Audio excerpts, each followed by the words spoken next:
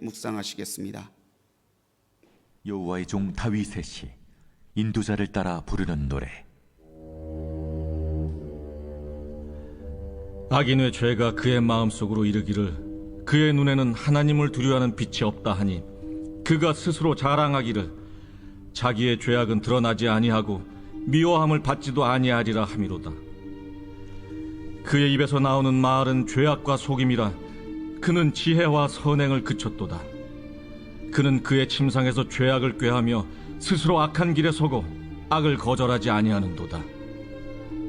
여호와여, 주의 인자하심이 하늘에 있고 주의 진실하심이 공중에 사무쳤으며 주의 의의는 하나님의 산들과 같고 주의 심판은 큰 바다와 같으니이다.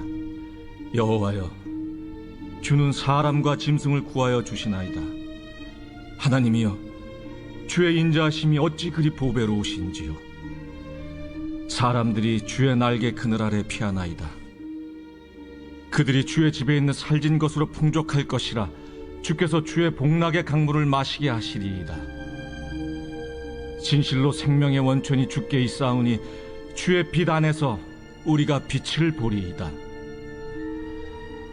주를 아는 자들에게 주의 인자하심을 계속 베푸시며 마음이 정직한 자에게 주의 공의를 베푸소서.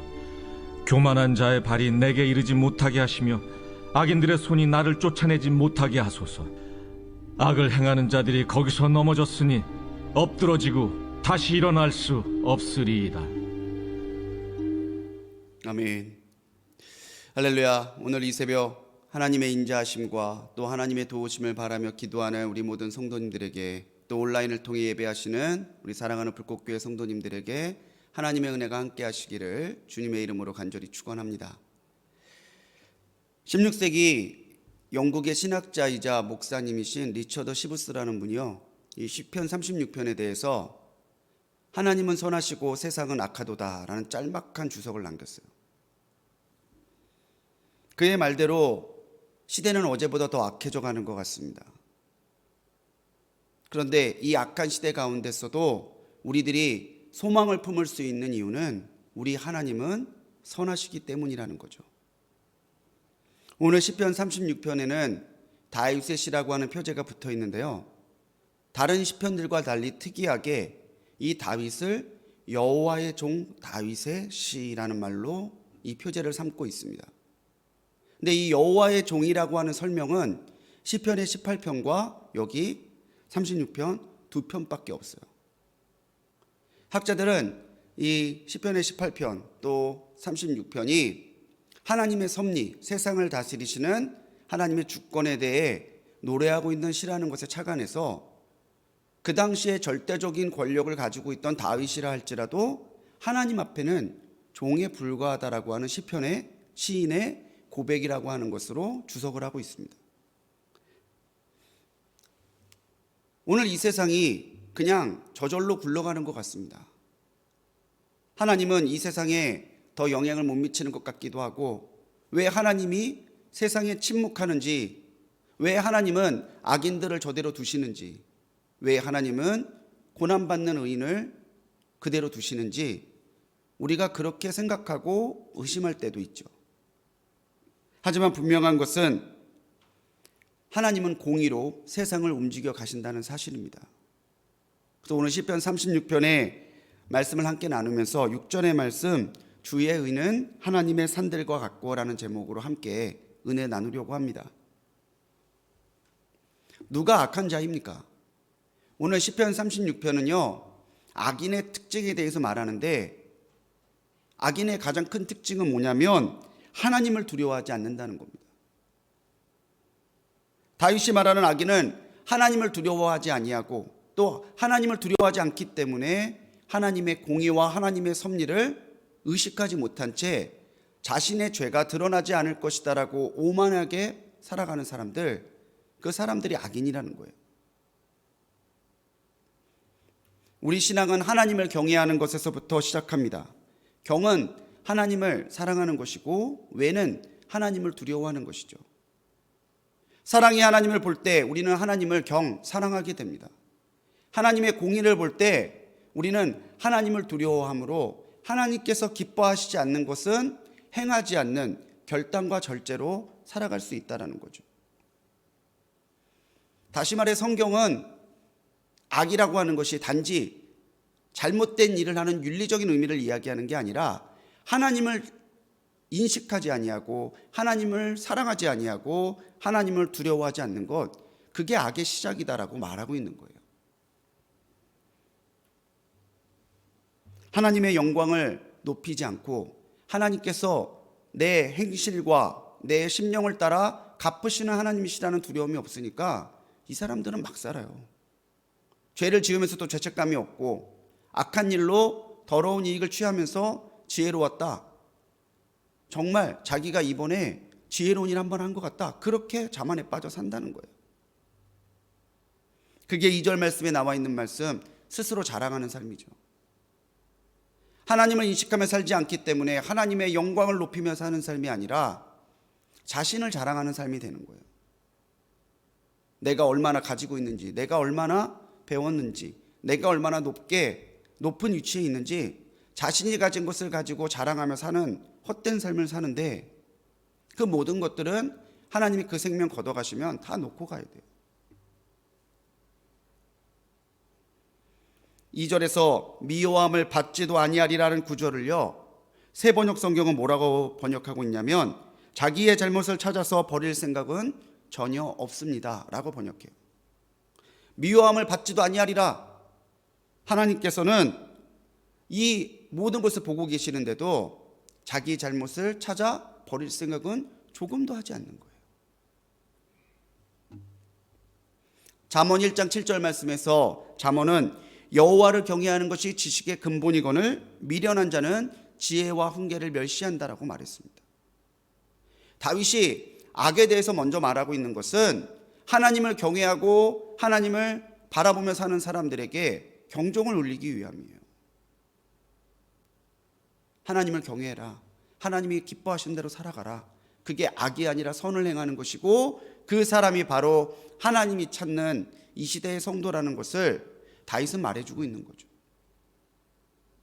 사랑하는 성도님들, 미련한 사람이 아니라 하나님을 경외하는 지혜의 사람, 지식의 사람이 되시기를 간절히 소망합니다.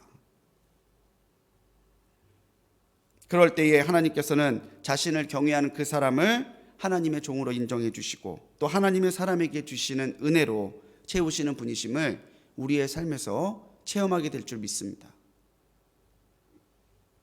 그렇다면 악인이 이런 삶을 살아갈 때 하나님을 경외하고 하나님을 따라가는 의인에게는 하나님이 어떠한 일을 베푸실까요?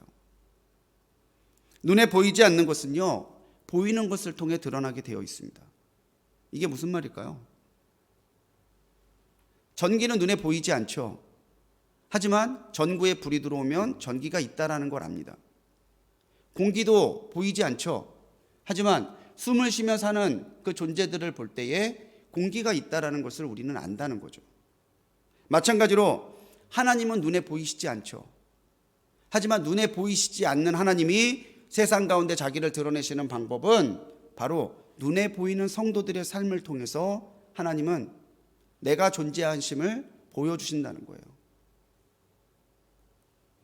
하나님의 존재도 하나님의 인자와 진실도 오늘 우리가 하나님을 경외하는 사람답게 살아갈 때에 우리 성도들의 삶과 또 삶에 주시는 하나님의 은혜와 능력을 통해서 그 모든 것들은 오늘도 존재하고 있음을 세상이 보게 된다는 사실입니다. 5절로 8절은 악인의 길을 거부하고 하나님을 경외하는 이들에게 주시는 하나님의 은혜가 이것이다라는 것을 선포하는 내용입니다. 하나님을 경외하는 이들을 통해서 하나님은 하나님의 놀라운 사랑과 하나님의 추상 같은 공의와 하나님의 끝없는 사랑과 능력을 보여주신다는 거죠. 그 인자와 진실하심을 믿는 사람들은 하나님의 날개 그늘 아래에 피하고 그분의 도우심으로 살아가는 모습으로 하나님의 살아계심을 증명하며 살아갑니다. 하나님은 그런 사람들에게 7절의 말씀대로 살찐 것으로 풍족하게 주시고 복락의 강물을 마시게 하신다라는 거죠. 여기서 중요한 건요, 살찐 것도 주의 집에 있는 살찐 거예요. 복락의 강물도 주의 것이다라고 고백하고 있죠. 오늘 우리가 우리의 삶에서 체험하고 누리고 하나님께 받음으로 살아가는 모든 것들은 하나님과 연관되어 우리에게 주어질 때 참다운 의미가 있는 거예요. 똑같은 재물도 하나님을 통해서 하나님께 받은 재물은 하나님의 은혜의 통로가 돼요. 그런데 하나님의 사랑과 하나님의 공의와 상관없이 나의 욕심과 잘못된 방법으로 얻은 재물은 나를 살찌고 나를 살게 하는 재물이 아니라 나를 병들게 하고 나를 죽이게 하는 재물이 될 수 있다는 거죠. 똑같은 것도 하나님과 관련되어 하나님께 받은 것이냐 아니면 하나님과 상관없이 하나님의 뜻에 반하여 얻은 것이냐에 따라서 의미가 완전히 달라지는 거예요. 중요한 것은 오늘 우리가 하나님의 의를, 하나님의 사랑을 품고 살아갈 때에 하나님이 우리 삶에 주시는 은혜와 때를 따라 채워주시는 살찐 것이 분명히 있다는 사실입니다. 오늘 이것을 기대하시는 성도님들이 되시기 바랍니다. 오늘 기도로 하루를 열고 하루를 시작하며 살아가실 텐데 하나님 오늘도 내 삶에 채워주실 은혜가 있음을 믿습니다. 때때로 내가 필요한 것을 채우시고 내가 하나님 앞에 받아야 될 것을 공급해 주시고 나의 삶을 통해서 하나님 영광 받아 주실 줄 믿습니다. 이 믿음으로 살아가는 우리 불꽃교회 성도님들이 되시기 바랍니다.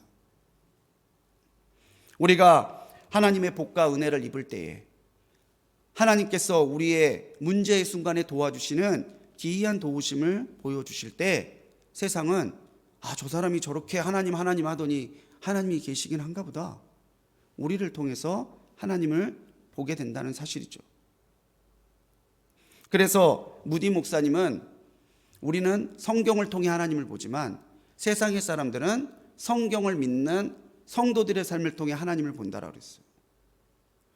오늘 우리가 믿음으로 살아야 되는 이유, 오늘 우리가 하나님의 은혜를 받아야만 되는 이유, 우리가 은혜로 충만하고 성령으로 충만해야 되는 이유는 우리가 그런 삶을 살아갈 때에 우리의 삶이 하나님의 살아계심의 증거가 되기 때문이에요. 사랑하는 성도님들, 오늘 하루 여러분들을 축복합니다. 하나님의 살아계심의 증거가 되는 복된 삶을 살아가는 하루가 되시기를 주님의 이름으로 간절히 축원합니다. 더불어서 다윗이 말하는 것은요, 하나님은 그 의인을 지켜주시는 하나님이시라는 거예요. 단지 하나님께서는 인자와 진실을 통해서 의인을 복되게만 하시는 분이 아닙니다. 그 의인의 삶 전체를 지켜주시고 인도하시는 하나님이시죠. 다윗은 하나님은 경외하는 자들에게 생명을 주시고 악인들의 악과 공격으로부터 지켜주시는 하나님이심을 노래합니다. 악으로부터, 악의 공격으로부터 지키시는 하나님, 이건 다윗이 정말 그의 일생에서 체험했던 하나님의 능력이잖아요. 사울로부터, 압살롬으로부터, 수많은 대적으로부터 하나님이 지켜주시고 끝내는 가는 곳마다 이기게 하신 은혜를 체험했던 사람 다윗이 자신의 삶을 통해서 고백하는 거예요. 하나님은 내 생명을 지켜주시고 하나님은 악인의 공격으로부터 나를 보호해 주시는 하나님이십니다. 9절에 있는 말씀을 원문 의미 그대로 직역하면요, 생명의 원천이 주께 있사오니 주의 빛을 통해 빛 대신 주님을 봅니다 라고 직역할 수 있어요. 주님이 생명의 원천이시고 우리의 빛이십니다 라고 하는 이 말이요, 하나님께서 빛 그 자체이시니까 빛 대신 하나님을 통해서 빛 대신 주님을 봅니다, 그렇게 노래하고 있는 거예요. 하나님이 생명의 창조자이시고 또 생명의 주관자이심을 아는 것, 믿는 것, 그게 신앙이죠. 오늘 하루 두려워하지 말고 담대하게 살아가시는 성도님들이 되시기 바랍니다. 내 생명 주신 하나님이 오늘 내 생명 지켜주세요. 나를 의롭게 세워주신 하나님이 내가 의롭게 살아갈 수 있도록 악과 거짓과 속임수로부터 오늘 내 삶을 붙드시고 지켜주고 계십니다. 하나님이 나와 동행하시는데, 하나님이 나와 함께 하시는데 우리가 떨며 두려워할 이유가 어디 있겠어요? 다만 우리가 하나님을 향한 믿음과 우리의 하나님을 향한 사랑이 흔들리지 않도록 내 삶을 살피면서 더 사랑하고 더 믿는 마음으로 나가야 되는 것이죠. 요한복음 6장 68절에서 사람들이 예수님을 떠나갈 때에 예수님이 제자들에게 묻습니다. 너희들도 가려느냐? 근데 그때 베드로가 뭐라고 대답해요? 영생의 말씀이 주께 있사오니 우리가 누구에게로 가오리까? 하나님이 생명이심을 아는 사람은 하나님을 떠나지 않습니다. 하나님의 말씀이 하나님께 있는데 우리가 어디로 가겠습니까? 하나님만 붙들고 살 뿐입니다. 하나님만 의지하고 살 뿐입니다. 우리는 그런 믿음으로 사는 거죠. 하나님은 그런 사람에게 생명을 주시고 생명을 보호해 주시고 오늘 하나님의 믿음과 하나님의 의를 지키는 삶이 될 수 있도록 모든 것으로부터 유혹과 공격으로부터 막아주시는 하나님이시라는 거예요. 오늘도 하나님의 의는 산과 같이 여전히 우리의 삶 가운데 우뚝 서 있습니다. 세상을 두려워하지 마십시오. 하나님이 승리의 하나님이십니다. 악인의 형통함 때문에 마음을 뺏기거나 그것으로 인해서 괴로워하지 마십시오. 악인은 결국 하나님이 거꾸로 들이시고 다시는 못 일어나게 징계하세요. 하지만 의인은 잠시 어려울지라도 하나님께서 다시 일으켜 세워주시고 그 삶을 통해서 하나님의 사랑과 공의가 오늘도 살아있음을 세상 가운데 보여주실 것이다라는 거죠. 하나님의 의를 믿음으로 바라보며 또 하나님의 의를 사랑과 경외하는 마음으로 지키며 그 사랑과 그 능력을 오늘 내 삶에서 체험함으로 어디 가나 하나님의 살아계심의 증거가 되는 삶으로 복되게 살아가시는 오늘 하루 되시기를 주님의 이름으로 간절히 축원합니다. 기도하시겠습니다.